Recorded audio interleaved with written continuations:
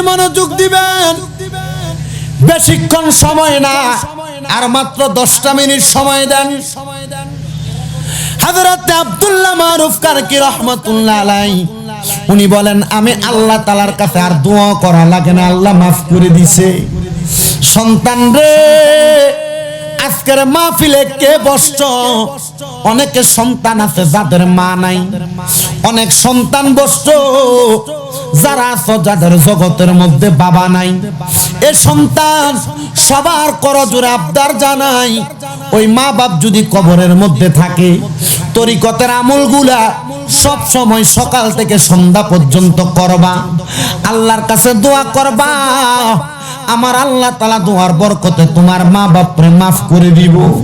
আল্লাহর নবী জানিয়ে দেয়, কোন সন্তানের মা মারা যাওয়ার পরে, বাবা মারা যাওয়ার পরে, ওই সন্তান যদি তার চোখের মণিকোটার মধ্যে একটা মাছির মাথা পরিমাণ পানি ছাইরা দিয়া কান্দে, ওই পানিটা মাটিতে পড়ার আগে আগে আমার আল্লাহ তাআলা তার মা বাবার জীবনের গুনাহ মাফ করে দেয়।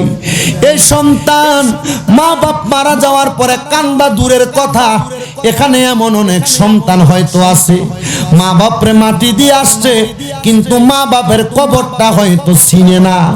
অনেক সন্তান আছে 2 ঈদে নামাজ পড়ে কবর জিয়ারত করে, আর পুরা বছর মা বাবার কবরের সামনে যায় না। আবার অনেক সন্তান আছে যারা টাকা পয়সা ইনকাম করে, বিবাহ করার পরে মা বাপরে এখন খবর লয় না। মা বাপরে জুদা করে দিছে, মা বাপরে আলাদা করে দিছে। সন্তান কোন স্ত্রীর মায়ায় পইরা বাইয়ে বাইয়ে ঝগড়া কইরা মা বাপরে আলাদা করে দিছো। একবার চিন্তা করো, তোমার আব্বা জান সিরা লুঙ্গিটা পইরা সময় কাটাইছে, কিন্তু তুমি সন্তান রে দামি জামা কাপড় পরাইছে। জুতার গোড়াটা ক্ষয় হয়ে যাইতো, আব্বা জান দামি কোনো জুতা পরতেন না, তুমি সন্তান রে দামি জুতা কিনা পরাইতো। সন্তান চিন্তা করো, তোমার কাছে টাকার অভাব নাই, কিন্তু আব্বা জানদের দামি এক জোড়া জুতা কিনা পরাইতে পারো না। এই সন্তান, তোমার মা সকাল বেলার খানাটা খাইতো না, পান্তা ভাত গুলা মা রাইখা দিত। মা চিন্তা করতো, আমার সন্তান রৌদ্র দিয়ে আসলে পান্তা ভাত খাইলে কলিজাটা ঠান্ডা হবে। আজকে কার জানি এমন মা জননী অন্ধকার কবরে, তোমার মা চিরা জামাটা পরতো, চিরা কাপড়টারে সেলাই কইরা কইরা পরতো, 10-5 টাকা কাপড়ের আসলার মধ্যে বাইন্ধা রাখতো, তুমি সন্তানকে মার হাতে তুলা দিত। মা দামি কোনো জামা কাপড় পরে নাই, সন্তান তোমার জন্য আম্মা জান দামি জামা কাপড়ের ব্যবস্থা করছে। আজকে তোমার কাছে লাখ লাখ হাজার হাজার টাকা, তুমি সন্তান তোমার মারে তোমার আব্বারে দামি কোনো জামা কাপড় পরাইতে পারো না। মারে 500 টাকা দিয়ে কিনা একটা কাপড় পরাইতে পারো না। হে সন্তান, কি লাভ হইব তোমার টাকা দিয়া, তোমার পয়সা দিয়া, যদি তুমি তোমার মা বাবার এই টাকা পয়সা দিয়া শান্তি না দিতে পারো। বাইয়ে বাইয়ে ঝগড়া করে মা বাপরে আলাদা করে দিয়া থাকো। দাও হে আমার এই বুদারকান্দি এলাকার পর্দার অন্তরালের মা বোনেরা, যুবক ভাইয়েরা, মুরব্বী বাবাজিরা, দাও তোমার পাও আমার সামনে দাও, আমি আমার জিহ্বা দিয়া তোমার পাও পরিষ্কার করে দিব। ওয়াদা করো, মগবাজারের পীর সাহেব হুজুরের মাহফিলে বইসা এখান থেকে বাড়িতে যাইয়া আম্মা আব্বার পাটার মধ্যে ধরবা, ধরে বলবা, মা ও আব্বা জান, আপনাদেরকে আলাদা করে দিছি, ধমক দিয়ে কথা বলছি, আমরারে মাফ কইরা দেন। যতক্ষণ পর্যন্ত তোমার মা বাবা তোমারে মাফ না করে দিবে, ততক্ষণ পর্যন্ত তুমি তোমার মা বাবার কদম ছাড়বা না। বলো হুজুর কেন?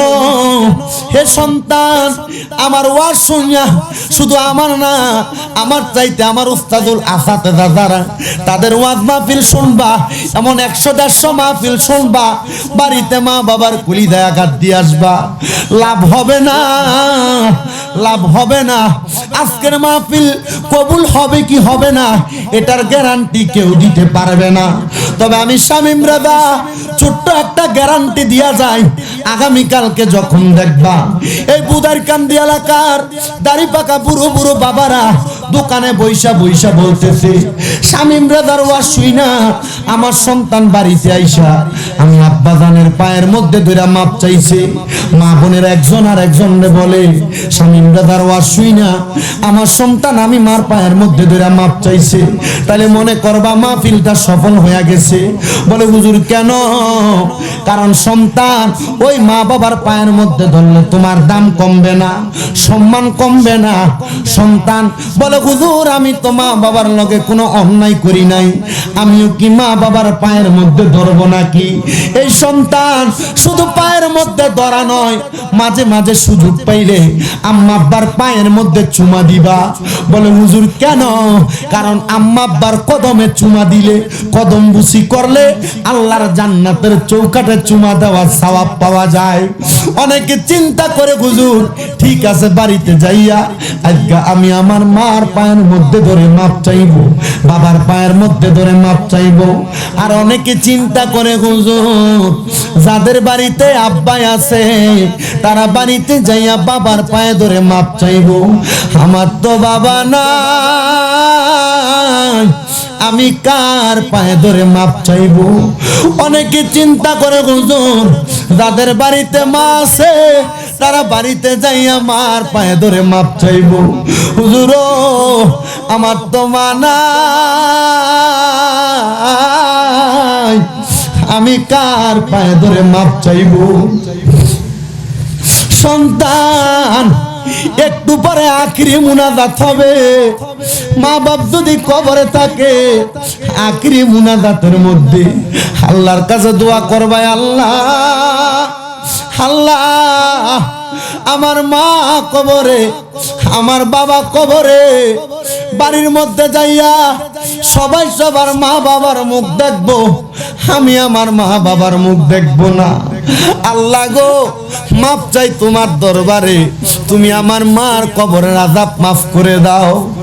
আজকে বুদার কান্দি এলাকার মাহফিল হওয়ার কারণে কত মাইয়ারা বাবার বাড়িতে আসছে, বাড়িতে আইসা আব্বা জানের চেহারাটা দেখছে না। কত মাইয়ারা বাবার বাড়িতে আসছে আইসা মার চেহারাটা দেখছে না। আগে বাড়িতে আসলে আব্বা বলতো মা গো মা একটু ভালো খাবার খাইয়ালো, এখন বাড়িতে আসলে কেউ এই খবর নেয় না। লইব কেমনে? ওই মা বাবা অন্ধকার কবরে, পর্দার অন্তরালে কত মহিলার ওই মা বাবার কথা স্মরণ কইরা কইরা কান্দে। আব্বা জান আপনাদের কদমের মধ্যে হাত দিয়া বলি, যদি ওই মা বাবা কবরে থাকে আল্লাহর দরবারে আখিরি মুনাজাতে পীর হুজুরের সাথে দোয়া করবেন। আপনারা বলেন আমরা সন্তান যদি ওই মা বাবার জন্য দোয়া করি, আমার আল্লাহ তাআলা আল্লাহর ওলিদের নেক নজর নেকায় করমের উসিলায় আমাদের মা বাবার কবরের আযাব মাফ করতে পারে কি পারে না?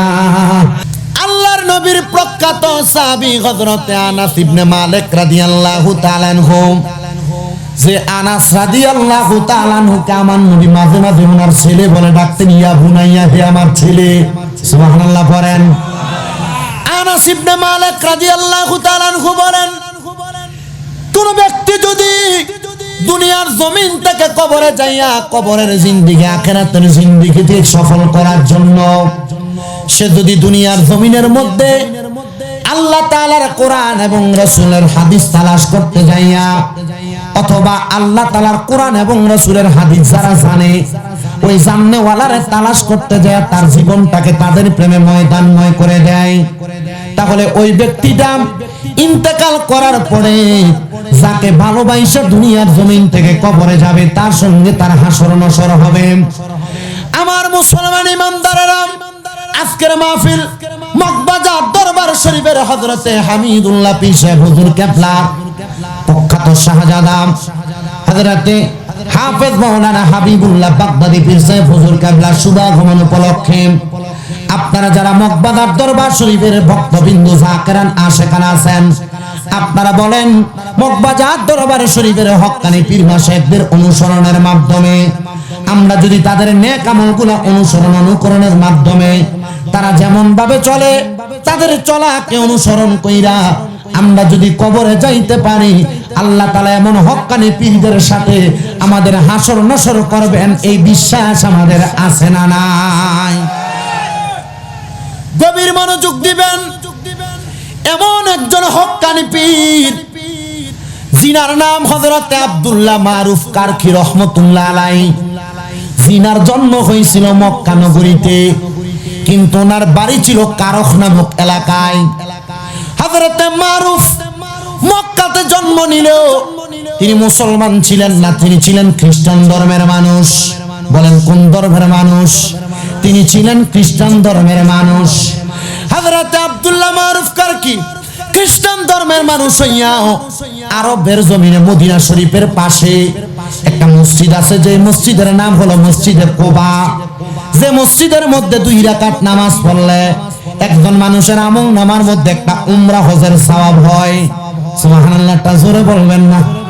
আর জোরে বলেন না সুবহানাল্লাহ।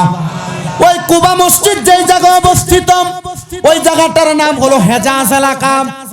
যে জায়গায় আমার নবীজির নানির বাড়ি ছিল, মারহাবা কন্যা বাবা, যে জায়গার মধ্যে আমার নবীর নানির বাড়ি ছিল, হযরত ওহাব জোহরীর বাড়ি, সে জায়গায় ওই কুবা মসজিদের একবারে দরজা বরাবর পেছনের অংশে একটা কূপ আছে, যে কূপের নাম হলো গার।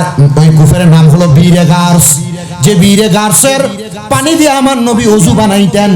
আমার নবী দুনিয়া থেকে পর্দা গ্রহণ করার পরে এই বীরে গার্সের পানি দিয়ে আমার নবীকে গোসল মোবারক দেয়া হয়েছিল। এটার একটু কর্নার বরাবর তাকাইলে বাম দিকে হযরত ওসমান জিন নুরাইন রাদিয়াল্লাহু তাআলা আনহুর খেজুরের বাগান। ওই জায়গার মধ্যে আমার নবী রাহমাতুল লিল আলামিন নবীজির আশেক মারুফ কারখী খ্রিস্টান যখন ছিলেন, উনি অবস্থান করলেন।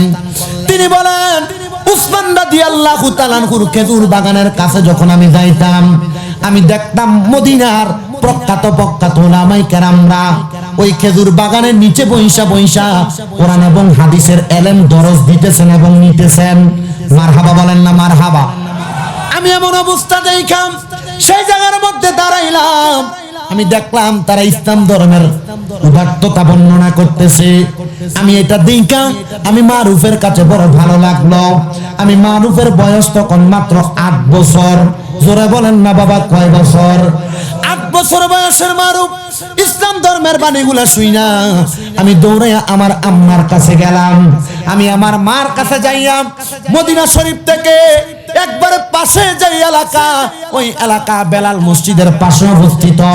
আমি মারুফ কারখীর আব্বা যান সে জায়গার মধ্যে মাছের ব্যবসা করত। কিসের ব্যবসা?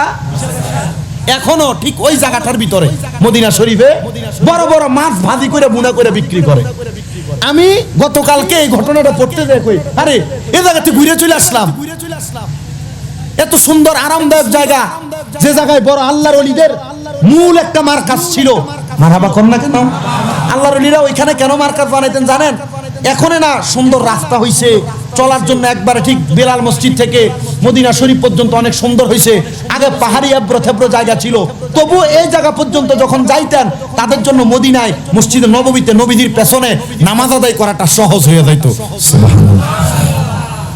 তিনি বলেন, আমি কুবা মসজিদের কাছ থেকে আমার মার কাছে আইসা বললাম, না আপনি আমাকে বলেন আমি যেন ইসলাম ধর্ম গ্রহণ করি। মা বললেন, বাবা তুমি যদি ইসলাম ধর্ম গ্রহণ করো, তোমার বাপ দাদার খ্রিস্টান ধর্ম পানির সাথে ধুলির সাথে হয়ে যাবে, মাটির সাথে।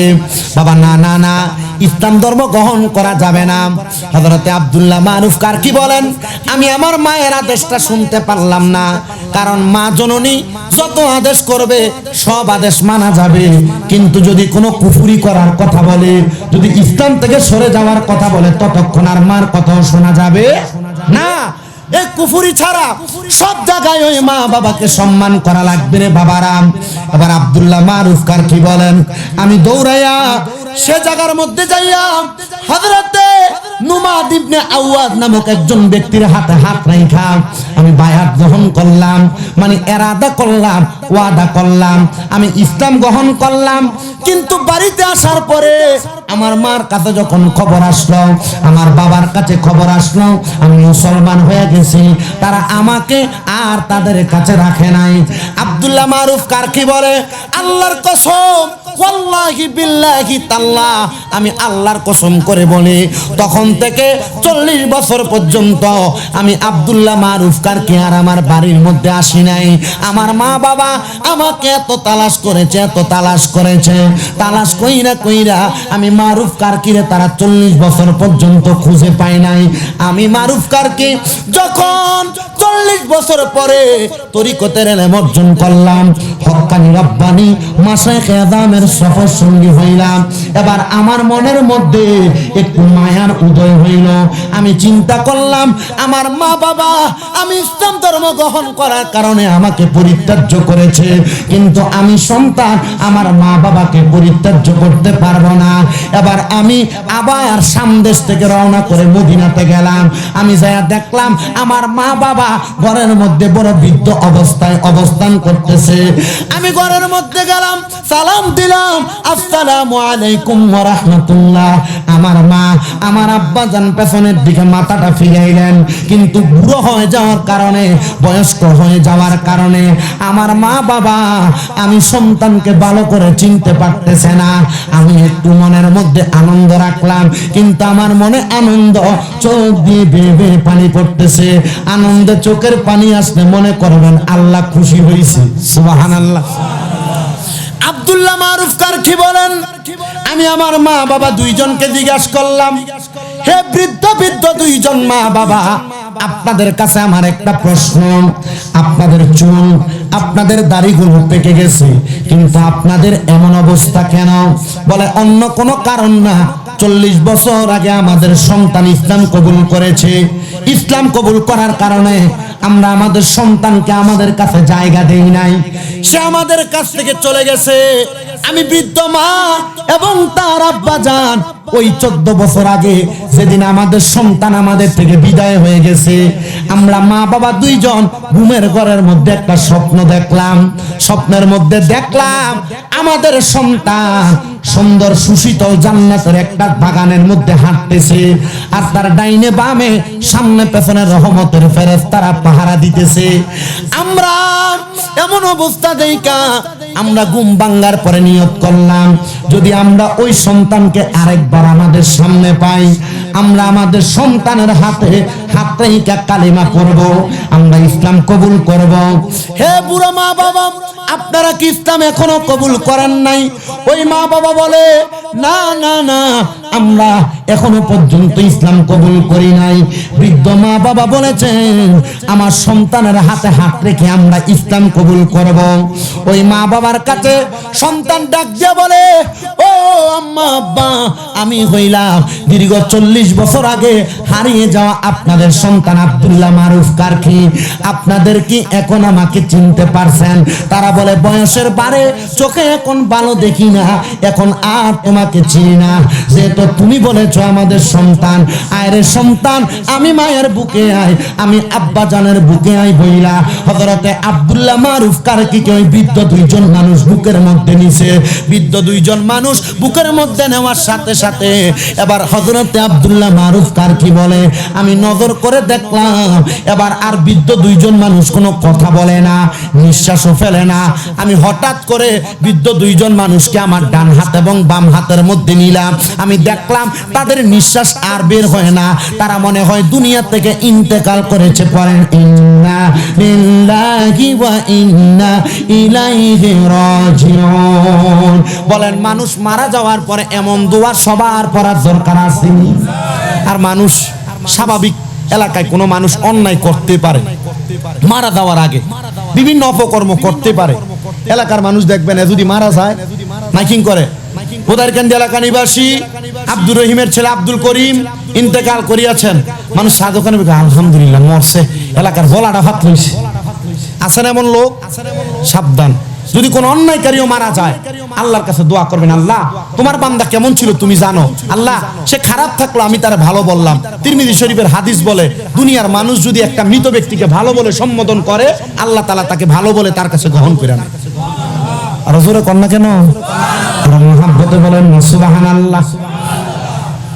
আব্দুল্লাহ মারুফ কারকি বলে, এতক্ষণ আমি কান্না করছি মা বাবা দেখার আনন্দে, এখন আমি কান্না করি আমার মা বাবা হারানো ব্যথায় আজকের মাহফিলে কত সন্তান জানি আছে তাদের মা নাই, কত সন্তান জানি আছে তাদের বাবা নাই। বাবা মনোযোগ দিয়া শুনবা। আব্দুল্লাহ মারুফ কারকি বলে, আমার আব্বা আম্মা যখন ইন্তেকাল করলো, ইন্তেকাল করার পরে আমি আব্দুল্লাহ মারুফ কারকি যেহেতু মুসলমান, আমার মা বাবাকে ইসলাম ধর্মের নিয়ম নীতি অনুযায়ী কাফন পরাইলাম, দাফন করলাম। জানাজার শেষে দাফন কইরা আমি আব্দুল্লাহ মারুফ আল্লাহর কাছে কান্না করলাম, ওগো বেলাহি, আমার আম্মা আব্বা দুইজন ইসলাম গ্রহণ করে নাই, তারা মুসলমান না, তারা খ্রিস্টান। আল্লাহ, আমার মা বাবার আমি ইসলামী শরিয়া মোতাবেক গোসল দিয়া কাফন পরাইয়া জানাজা পরাইয়া আমি যে দাফন করে দিলাম, আল্লাহ আমার মা বাপরে আমি আমার প্রাপ্ত বয়স থেকে ইজ্জত সম্মান করতে পারি না ইসলামের খাতিরে। মাবুদ রে, আমার মা অন্ধকার কবরে, আমার বাবা অন্ধকার কবরে। আল্লাহ, আমার মা বাবা কবরের মধ্যে যে শুয়ে রইছে, তারা তো ইসলাম কবুল করে নাই, তারা কবরে কেমন আছে আমি বান্দা জানি না। আব্দুল্লাহ মারুফ কারকি বলে, ও জগৎবাসী রে, আমি যখন কান্না করতে করতে আমি আমার নামাজের মুসল্লাটার মধ্যে ঘুমিয়ে গেলাম, আমি ঘুমের মধ্যে স্বপ্ন দেখলাম, কে জানি আমার আইসা ডাক দিয়া কয়, মারুফ রে, মারুফ শোনো, যেই দিন তোমার মা তোমার বাবা তোমার স্বপ্ন দেখা এরাদা করছে তোমার হাতে হাত রাখা ইসলাম কবুল করব, ওই দিন তোমার মা বাবার ঈমান কবুল হয়ে গেছে, তোমার মা বাবা জান্নাতে। মারুফ চিন্তা করো না, তোমার মতো একটা মুমিন সন্তান থাকবে, একটা মা বাবা দুজকে যাইতে পারে না। মারুফ কয়, আমার মনে মারে না, আমার মা বাপ কইছে আমার হাতে হাত রেখে ইসলাম কবুল করব, কে আপনি আমার এই খবরটা দিতে আসছেন? আব্দুল্লাহ মারুফ কারকি কয়, আমি সাজদা থেকে কান্না করতেছিলাম, হঠাৎ করে আমি আমার মাথাটা উঠাইছি, মাথাটা উঠে দেখি আমার ঘরটা নূরের আলোতে ঝলমল করতেছে। আমি ডাক দিয়ে বললাম, কে গো আপনি? আপনার চেহারাটা দেখান না। ওনার চেহারাটা সাদা কাপড় দিয়া ঢাকনা দেওয়া, উনি যখন চেহারাটার কাপড়টা উঠাইছে, আমি ওনার নুরানি চেহারা দেখা মাথাটা চক্কর দিয়া মাটিতে পইরা গেছি। আমি জিজ্ঞাসা করলাম, এমন নুরানি সুন্দর চেহারা, কে আপনি? আপনার পরিচয় কি? তিনি আমারে কয়, তুমি যেই নবীর প্রেমে পাগল হইয়া, ওই নবীর প্রেমে পাগল হইয়া, যেই নবীর আশিক হইয়া ইসলাম কবুল করছো, আমি কইলাম সেই রাহমাতুল লিল আলামিন নবীজি। আব্দুল্লাহ মারুফ কয়, আমি আমার নবীজির কদম মুবারকে পড়ে গেলাম, আর ডাক দিয়া বললাম, ইয়া রাসূলুল্লাহ, নবী গো, ইয়া রাসূলুল্লাহ, নবী গো, নবীজি, আমার মা বাবা আমার হাতে হাত রাইখা ইসলাম কবুল করতে পারছে না। নবী গো, সুযোগ আসেনি, আমি আমার মারে কালিমা পড়াইতে চাই। আমার নবী কয়, মারুফ চোখটা খুলো, তোমার চোখের সামনে কে দাঁড়ায় রইছে? আব্দুল্লাহ মারুফ কয়, আমি ঘুমের ঘরে স্বপ্নের মধ্যে দেখতাছি আমার নবীর সামনে আমার মা বাবা দুইজন হাজির হয়ে গেছে। আমার নবী কয়, এই মুহূর্তে হাতটা ধইরা তাদেরকে কলেমা পড়াও, লা ইলাহা ইল্লাল্লাহু মুহাম্মাদুর রাসূলুল্লাহ সাল্লাল্লাহু আলাইহি ওয়াসাল্লাম। জবান খুলে উচ্চ কণ্ঠে জোরে জোরে পড়েন সুবহানাল্লাহ। হযরত আব্দুল্লাহ মারুফ কারকি বলে, আমি ঘুমের ঘরে স্বপ্নে আমার মা জননীরে ইসলাম ধর্ম গ্রহণ করাইলাম, আমার আব্বা জানরে ইসলাম ধর্ম গ্রহণ করাইলাম। এবার আমিও দেখলাম আমার মা বাবা দুইজন জান্নাতের মধ্যে দামি দামি খাবার নিয়ে বসে আছে। আমি আমার মা বাবা দুইজনকে জিজ্ঞাসা করলাম, ও গো মা, ও গো আব্বা জান, আপনারা কবরে এত দামি খাবার কেমনে পাইলেন? মা বাবা দুইজন উত্তর দেয়, তোমার মতো একটা নেককার সন্তান দুনিয়াতে থাকতে আমরা মা বাবা তো দুনিয়ার জমিনের মধ্যে সাধারণভাবে থাকতে পারি না। কবরে আসার পরে আমার আল্লাহ তাআলা তুমি নেককার সন্তানের কারণে আমরা মা বাপরে সুন্দর সুন্দর খাবার দান করছে। ও বাবা, আব্দুল্লাহ মারুফ কারকির মতো ব্যক্তি যদি নেককার সাহাবায়ে কেরাম এবং আউলিয়া কেরামের সোহবতে যাইয়া ওসমান জিন নূরাইন রাদিয়াল্লাহু তাআলা আনহুর খেজুর বাগানে মদিনার নবীর আশিক অন্যান্য উলামায়ে কেরামের হাতে হাত রাখা বায়াতে রাসূল গ্রহণ করার কারণে আব্দুল্লাহ মারুফ কারকির মা বাবার কবরের আযাব মাফ করাইতে পারে, আল্লাহ জান্নাত দিতে পারে। এবার আপনারা বলেন, মগবাজারের পীর সাহেব হুজুর সহ যত আউলিয়া কেরাম আছে তাদের হাতে হাত দেওয়ার কারণে আল্লাহ আমরার বংশের কবরের আযাব মাফ করাইতে পারে কি পারে না? হুজুর আপনাদের সামনে উপস্থিত হয়ে গেছেন। আমি নগণ্য মানুষ, গুনাহগার মানুষ, বেএলেম মানুষ। আমি চেষ্টা করব আপনাদেরকে একটু বোঝায়া বয়ান করার জন্য।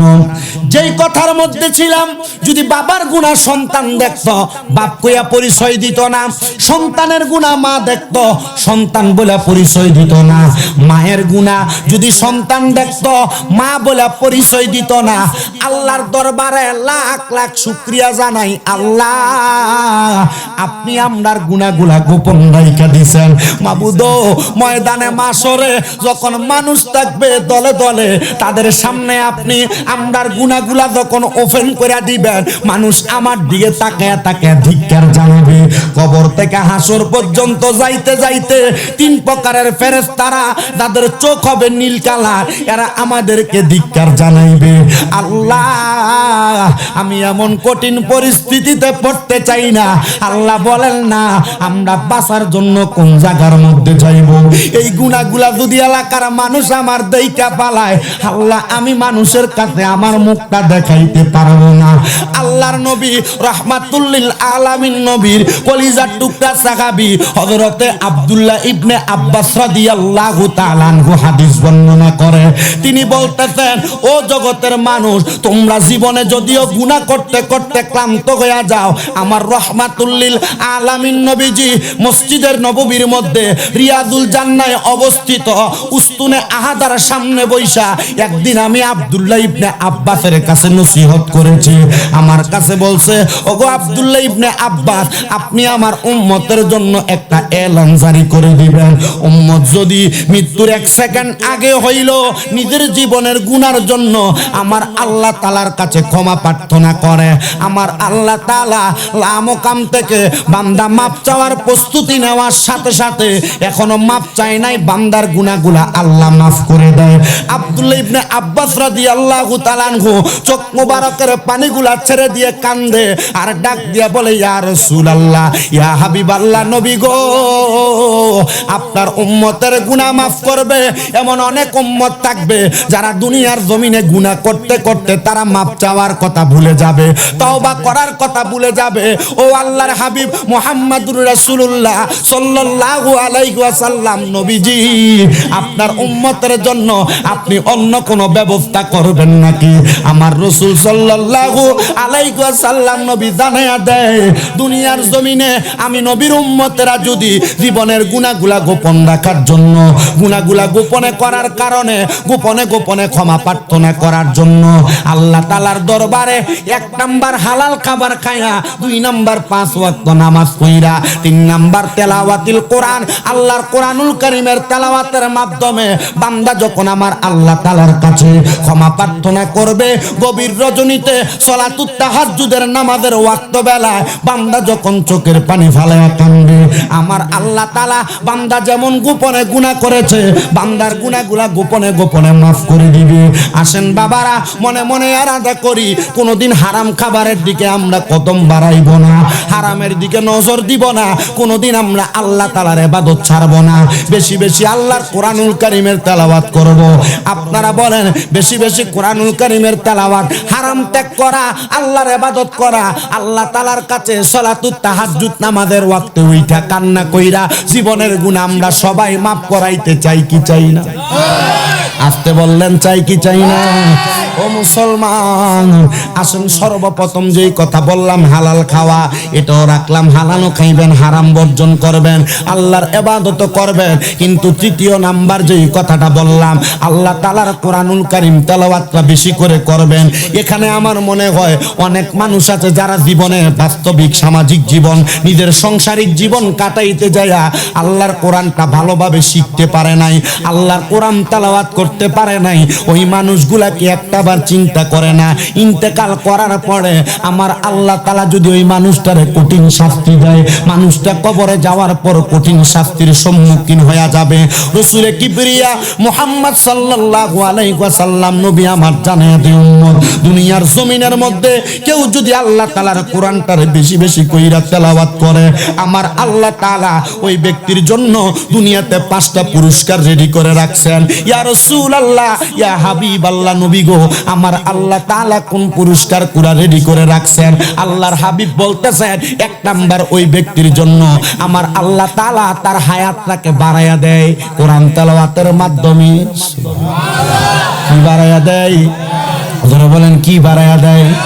যদি এই বুদাইর কামদি এলাকার কোন মানুষ হার্ট অ্যাটাক করে, কোন মানুষ স্ট্রোকের রোগী হয়ে যায়, ওই মানুষটাকে বাঁচানোর জন্য, লাইফ সাপোর্টে দেওয়ার জন্য ঢাকা শহরের মধ্যে সর্বনিম্ন 65,000 থেকে 1,10,000 টাকা পর্যন্ত আইসিইউর বিল আসে।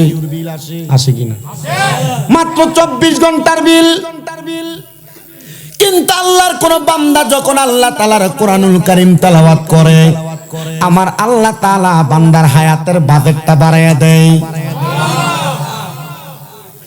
2 নাম্বার, আল্লাহ তাআলার কোন বান্দা যদি আল্লাহ তাআলার কোরআনুল কারীমের তেলাওয়াত করে, আমার আল্লাহ তাআলার ওই বান্দা যদি কঠিন কোন মুসিবতের মধ্যে থাকে, বিপদের মধ্যে থাকে, আমার আল্লাহ তাআলা ওই বান্দাকে কঠিন মুসিবত, কঠিন বিপদ থেকে উদ্ধার করে দেয়।